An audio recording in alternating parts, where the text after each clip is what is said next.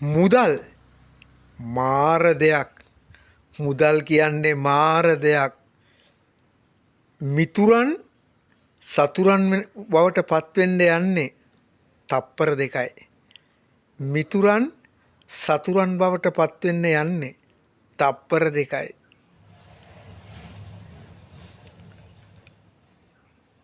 පුළුවන් නම් මුදල් දෙන්න ණයට. පුළුවන් නම් දෙන්න.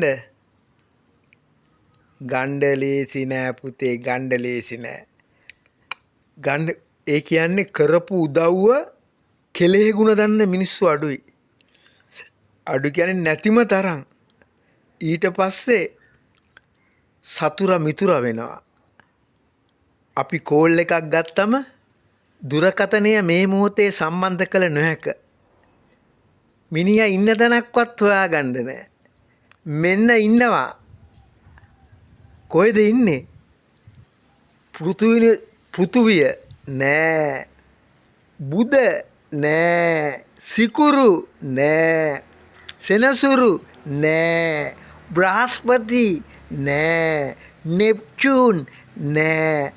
රින ගානට උස්සත්වය තියෙන මෙන්න ඉන්නවා ප්ලූටෝ වල. ආරංචි එනවා මිනිහා ගිහිල්ලා ප්ලූටෝ වලට.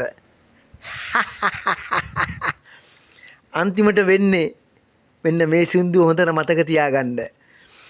දිවුල් ගහක් ළඟට ගිහින් හඬන්න එපා මල්ලිල්ලා. මරු කතරක් මැදට ගිහින් හඬන්න එපා දිය ඉල්ලා.